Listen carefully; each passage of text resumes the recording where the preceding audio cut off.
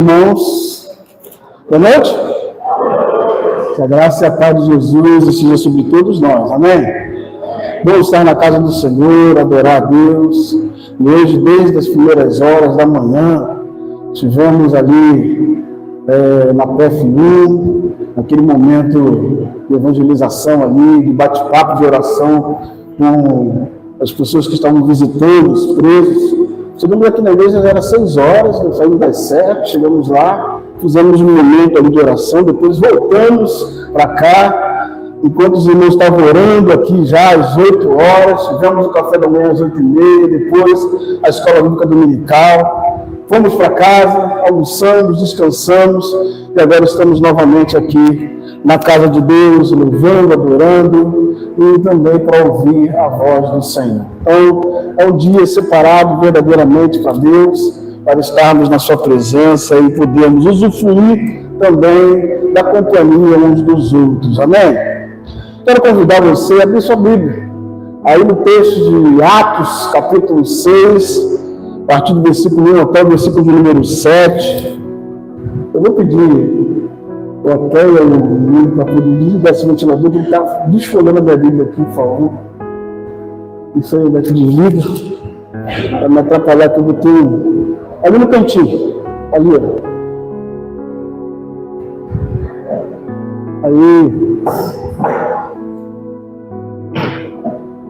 Aí, muito obrigado. Senão eu ficar aqui, a disputa aqui com as folhas. Tem um ar-condicionado também que está brigando comigo aqui também. Mas, irmãos, texto da palavra de Deus, Atos capítulo 6, ele diz assim, todos encontraram, amém?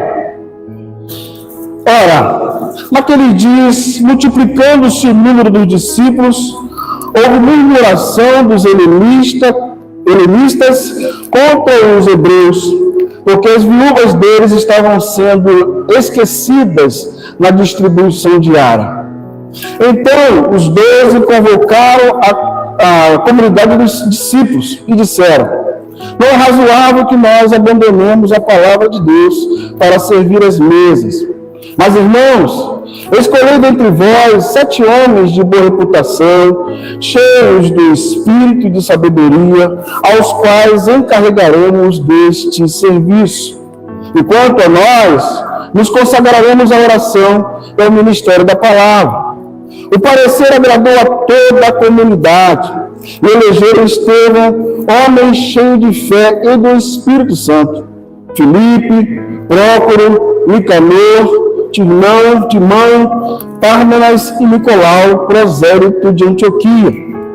Apresentaram-nos perante os apóstolos, e estes, orando, lhes impuseram as mãos.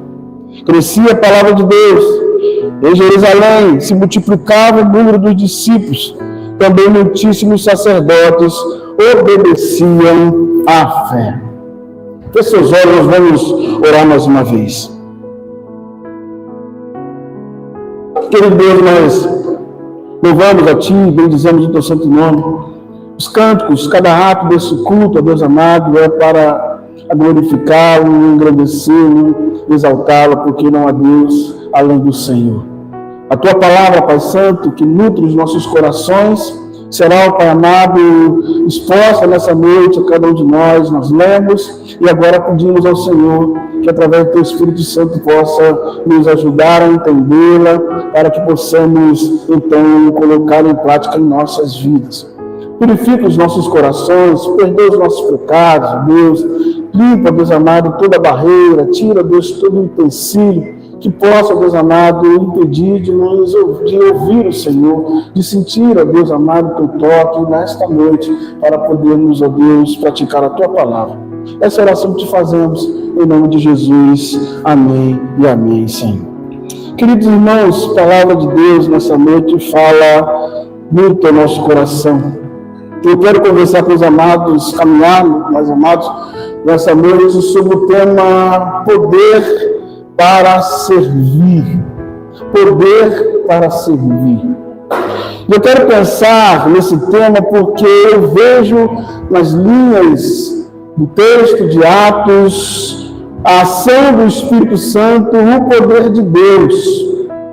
Esse poder de Deus trabalhando nas demandas da igreja, trabalhando através dos crentes para cumprirem aquilo que Jesus havia ordenado, lá em Mateus 28, 19, 20, lá em Atos capítulo 1, toda essa demanda de ir a todo mundo, pregar o Evangelho, toda essa demanda de cuidar uns dos outros, de estarem juntos, de abençoar a vida uns dos outros.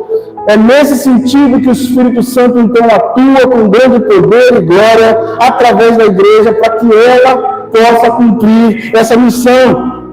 O que vamos entender nestas linhas, irmãos, é que Deus não chamou poucos para fazer tudo, mas chamou muitos para que possam partilhar da obra que Ele tem realizado. Porque enquanto a igreja cresce, multiplica o número de discípulos, muitas demandas aparecem. E Ele deseja que toda a igreja, que toda a comunidade dos discípulos participem desse projeto. Assim a igreja vai se tornando cada vez mais forte, cada vez mais saudável e cada vez mais eficiente para cumprir o seu papel. Nós vamos observar que Deus trata das necessidades da igreja enquanto o coração dos perdidos vai sendo salvo.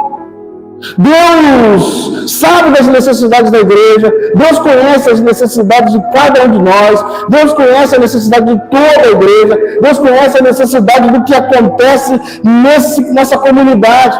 E Ele trata dessas necessidades, Ele trata dessas demandas, mas Ele não negligencia as necessidades daqueles que estão lá fora.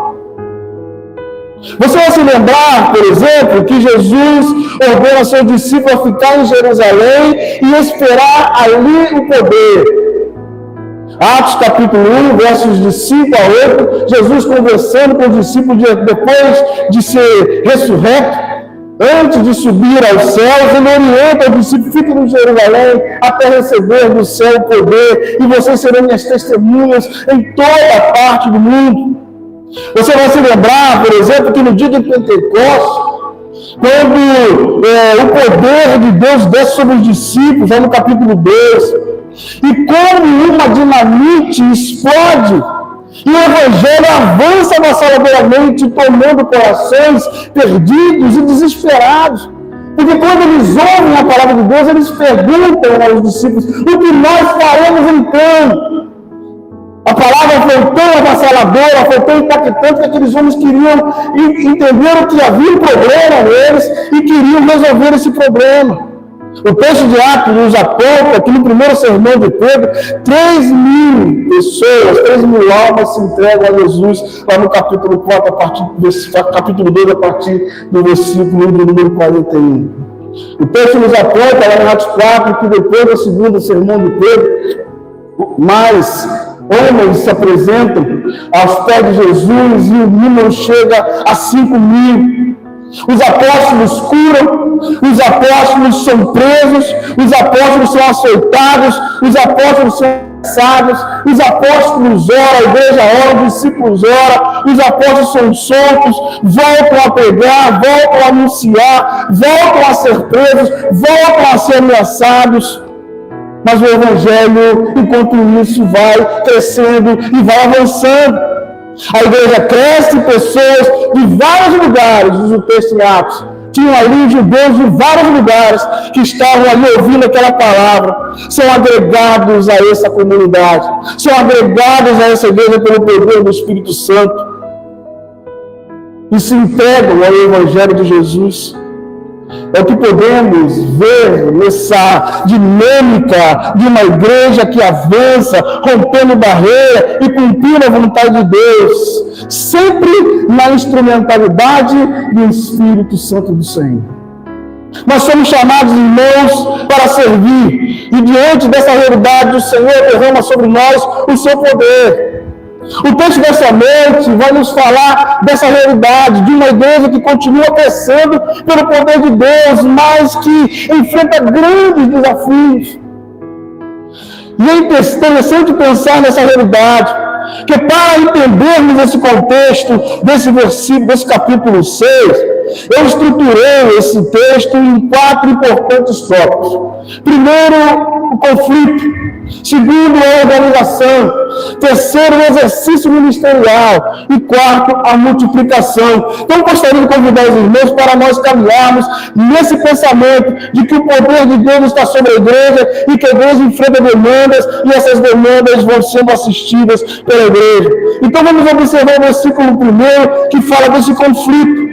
Ora, naqueles dias, multiplicando-se o número dos discípulos, houve murmuração dos helenistas contra os hebreus, porque as viúvas deles estavam sendo esquecidas na distribuição diária. Você se lembra que havia uma comunidade de fé que dividia tudo, que vendia os seus bens, entregava aos pés dos apóstolos, e os apóstolos iam distribuindo de acordo com a necessidade de cada pessoa. Então observe que além da igreja enfrentar acusações, além da igreja enfrentar ameaças e perseguições, isso de uma maneira externa, de fora para dentro, agora está lidando com conflitos internos, com demandas internas. E esses conflitos nascem nesse contexto de preferências marcadas por preconceitos religiosos e culturais, porque eram judeus contra judeus, todos da mesma comunidade. Então, Lucas, o autor desse livro, ele narra esse conflito. Porque com o crescimento dos discípulos, vão surgindo as queixas dos judeus, aqueles judeus que falavam o grego, os helenistas, contra os que falavam o hebraico, aqueles judeus que permaneceram ali na Judeia, Jerusalém, que não saíram dali e que eles tinham um preconceito. E o preconceito era religioso e cultural. Porque os judeus, em muitos momentos da história, foram espalhados pelo mundo. Então, os judeus da diáspora, os que foram embora, os que foram espalhados, e lá em outras terras, esses judeus absorveram as culturas.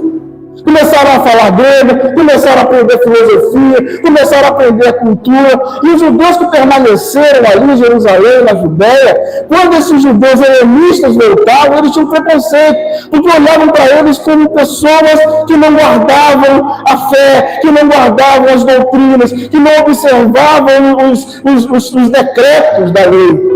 Então, esse preconceito, esse embate existia ali. E o que acontece no seio da igreja é que os hebreus estavam tendo predileção para os seus e estavam desprezando os que vieram de fora. E essa demanda chega, então, aos ouvidos dos apóstolos. É um problema que a igreja tem que enfrentar nesse momento. É um problema que a igreja tem que resolver. Então, os apóstolos agora têm essa demanda para resolver. Os apóstolos agora têm essa dificuldade para resolver problemas que estão acontecendo no meio da igreja. O que podemos observar nesse primeiro ponto, irmãos, é que uma igreja que cresce no poder do Espírito também enfrenta desafios internos. Uma igreja que cresce para a glória do Senhor também enfrenta demandas internas. Não são somente flores, não são somente festas, não há somente abraços e beijos, mas há também espinhos nessa comunidade, porque são pessoas, são seres humanos, culturas, pensamentos diferentes, de desejos diferentes, que precisam ser trabalhados. Mas uma igreja que cresce também enfrenta problemas. Lembrando aquele que olha para uma igreja lá fora, que está crescendo, que está em evidência, vão para aquela igreja porque aquela igreja não tem problema, só cresce, só tem bênção. Isso é um engano. Igreja que cresce, mesmo sendo no poder de Deus, mesmo sendo debaixo da presença do Senhor, cumprindo os desejos do Senhor, ela também enfrenta demandas, porque ela trabalha com pessoas. O segundo ponto dessa estrutura fala da organização. Acompanhe comigo os versos 2 a 4.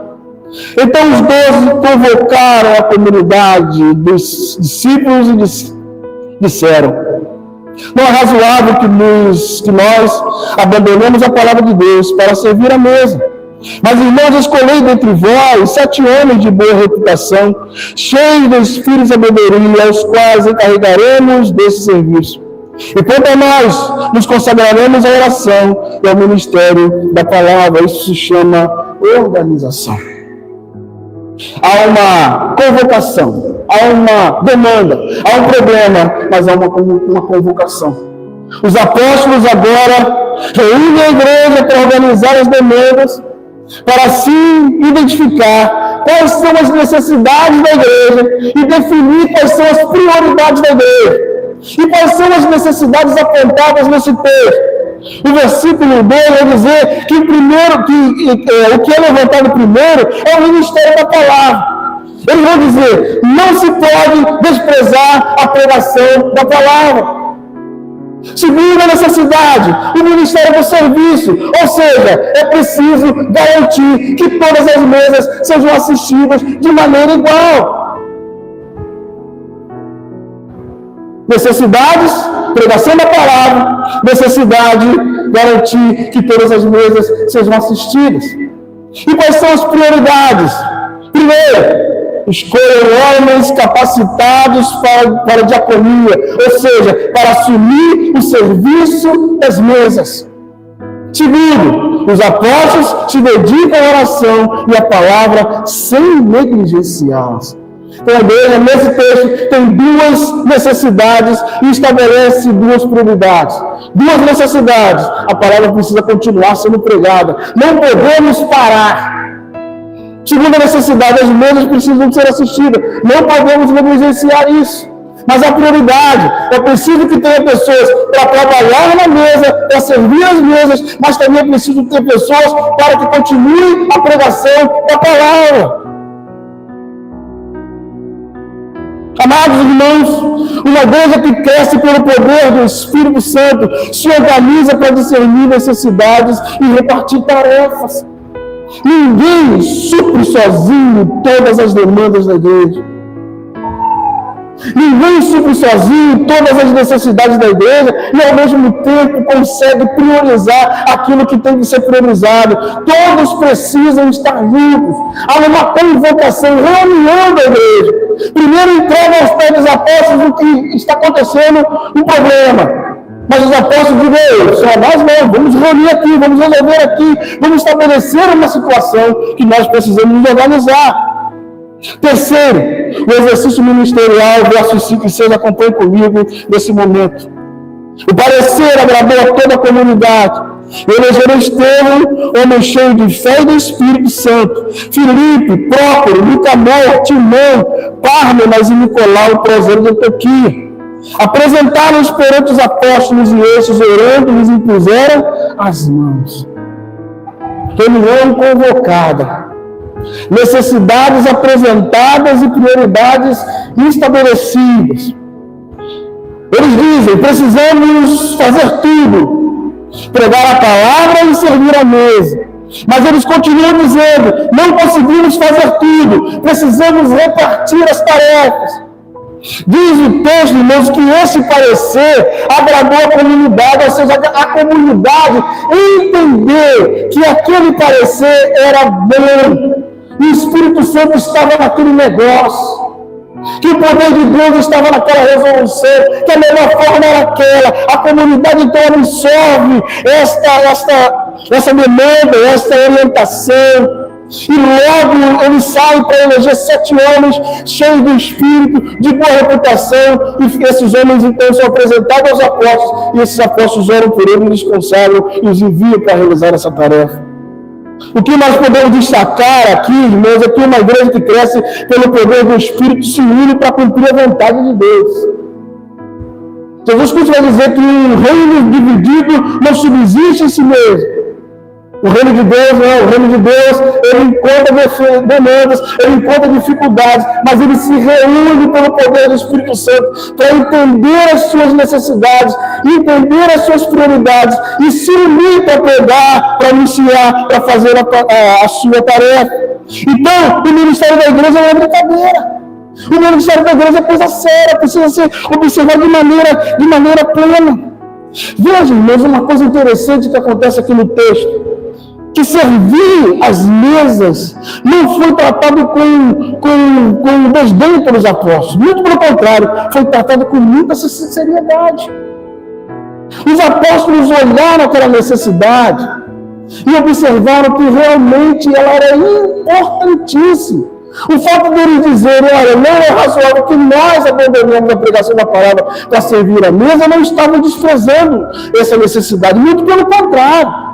Eles entendiam que se eles abraçassem a pregação da palavra e a oração e permanecessem servindo a mesa, as pessoas não iriam, as situações não iriam ser resolvidas da melhor maneira possível. O interessante, irmãos, é que eles estabelecem critérios espirituais profundos e claros. O que eles vão dizer? Homens cheios do Espírito Santo e de sabedoria. Não existe, meu irmão, minha irmã, no reino de Deus, serviço menor ou maior. Em qualquer tempo, em qualquer circunstância, a avaliação para o ministério é a obediência ao Espírito Santo. A pessoa precisa ser guiada pelo Espírito Santo. E o avanço pela orientação da sabedoria. E você sabe que a sabedoria é o temor, o princípio da sabedoria é o temor a Deus. Quarta e última estrutura do texto está no versículo 7, que é a multiplicação. O versículo 7 diz assim: crescia a palavra de Deus, e em Jerusalém se multiplicava o número de discípulos. Também muitíssimos sacerdotes obedeciam à fé.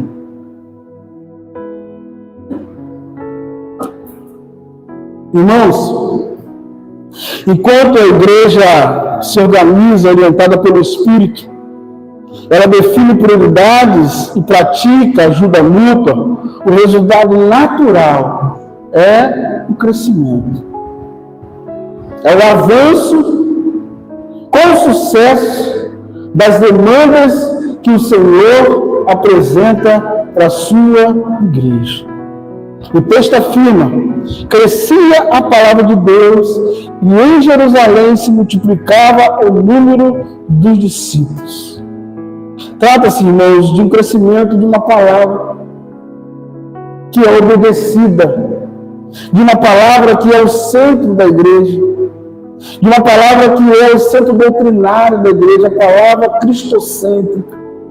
E essa palavra genuína, profunda, transformadora, que sai de lábios de homens e mulheres cheios do Espírito Santo de Deus, cheio de poder, que atua de dentro para fora, que fortalece o crente, que muda a realidade de pessoas que estão fora, que estão no pecado, e que supra a necessidade daqueles que estão famintos. Irmãos, nesta noite, Jesus está conclamando: vinde a mim todos que estão cansados e sobrecarregados, eu vos aliviarei. O que alivia, o que dá descanso é a palavra de Deus. Uma igreja cheia do poder de Deus e bem estruturada alcança mais pessoas, impactando, irmãos, até corações improváveis. Volte seu olhar para o texto, no finalzinho do versículo de número 7, o que Lucas destaca com esse crescimento da igreja. Ele diz assim: também muitíssimos sacerdotes obedeciam à fé. Isso não chama a sua atenção? Porque esses sacerdotes são aqueles mesmos que indagaram Jesus quanto à questão da ressurreição dos mortos. Eles não criam na ressurreição dos mortos. Esses sacerdotes são os mesmos que prenderam os apóstolos, os ameaçaram, que os açoitaram, dizendo: não falem dessa palavra.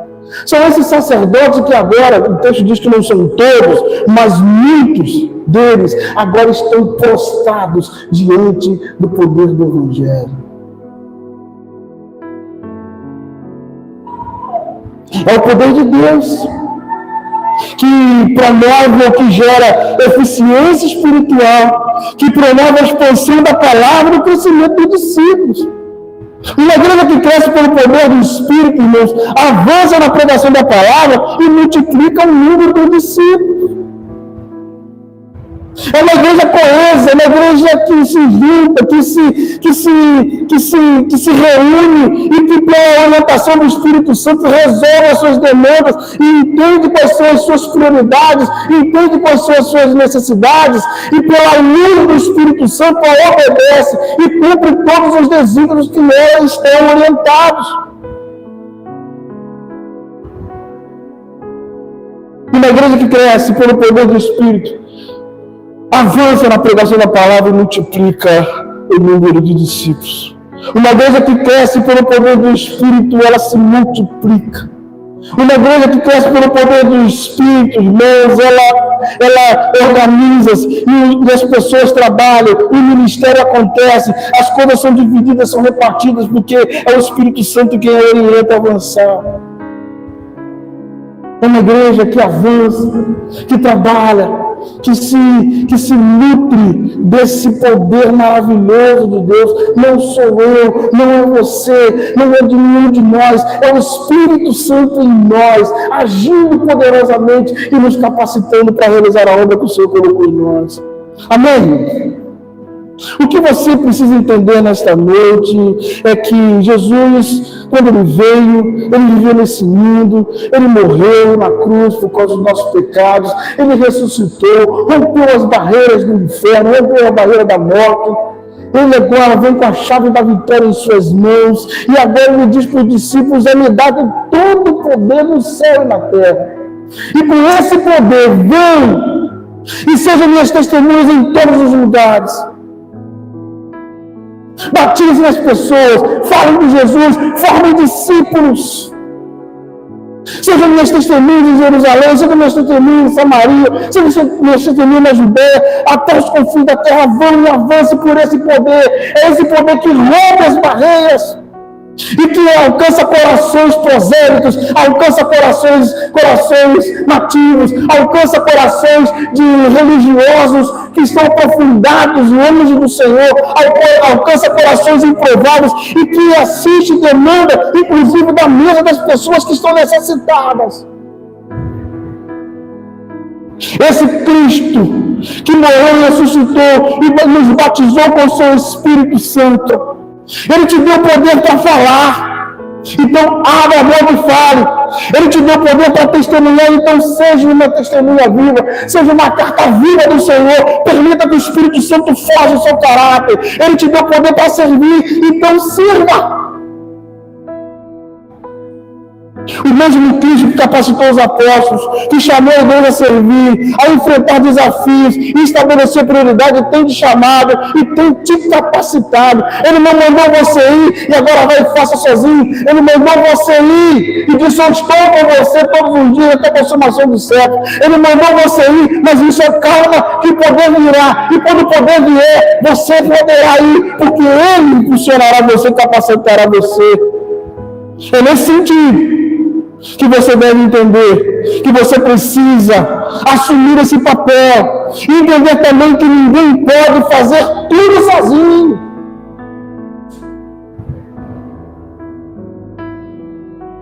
Ninguém pode fazer tudo sozinho. Queridos, os apóstolos, quando disseram: não é razoável que nós abandonemos a pregação da palavra para servir as mesas, o que eles disseram foi o seguinte: nós não conseguimos fazer sozinhos. Nós precisamos de ajuda. Nós precisamos de ajuda. E o que eles fizeram, orientados pelo Espírito, eles entenderam isso, reconheceram seus limites e delegaram tarefas. Então tem duas palavras para nós nessa noite. Você que é líder, dividir não é sinal de fraqueza, mas sinal de uma pessoa que é cheia do Espírito Santo e de sabedoria. Divida as suas tarefas. Talvez você esteja sobrecarregado, querendo alcançar tudo, e por isso muitas coisas estão prejudicadas. Tenho a segunda palavra para você, meu irmão e minha irmã. O ministério do serviço não é sinônimo do desprezo, mas de dependência espiritual e também de sabedoria. O problema é que quando poucos carregam tudo, todos perdem. Todos perdemos. Imagine se os apóstolos quisessem carregar tudo com eles.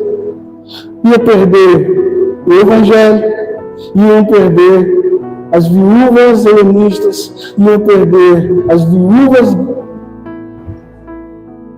nativas, ia perder as pessoas que estão lá fora.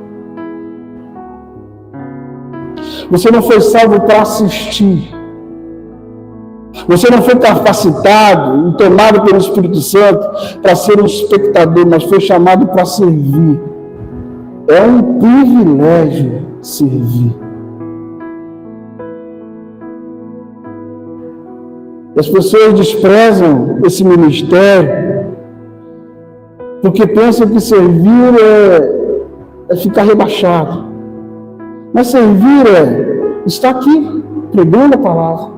Servir é estar aqui em cima tocando, cantando, vindo a sexta-feira para ensaiar, acordando de madrugada para poder fazer evangelismo.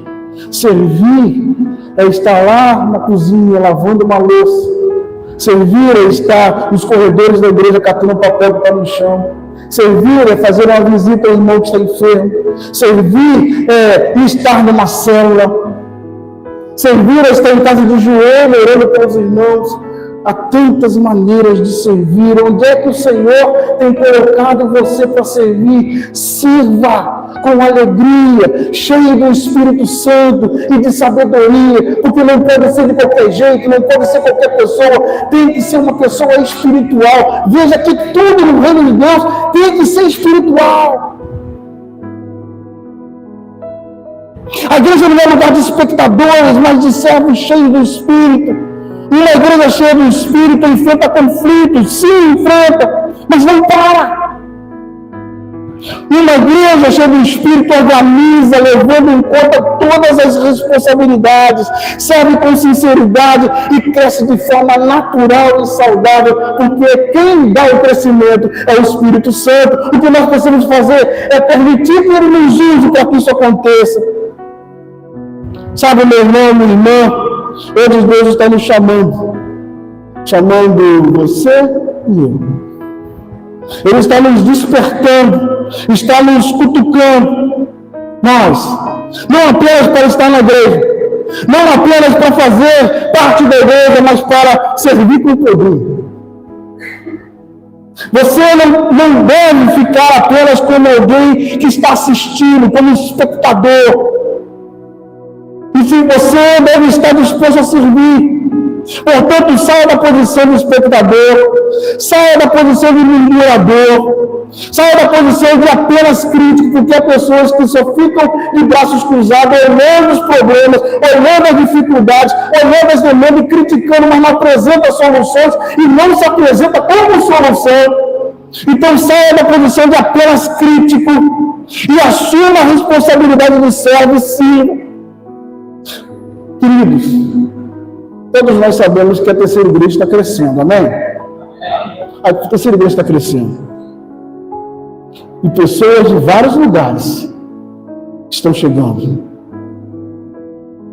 De várias culturas, de vários pensamentos, de vários estados, com seus costumes, com seus sotaques.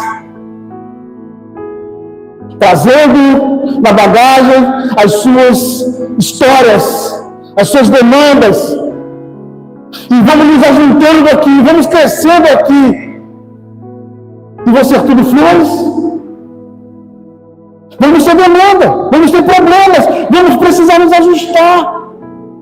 Vai ter problema, irmão, de demandas, questões de estrutura. Vamos ser apresentados a tudo aqui essa semana. Meu pastor Elis estava mandando mensagem: precisamos colocar ar-condicionado na sala das crianças, porque as crianças estão reclamando que está muito calor lá.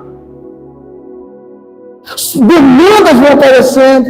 Nós precisamos disso, precisamos daquilo. Quem pode isso? Quem pode aquilo? As demandas vão acontecendo e vão surgindo. Vão aparecendo demandas estruturais, as necessidades vão aparecer, e Deus não quer, meu querido e minha querida, que você esteja no grupo dos espectadores ou dos murmuradores.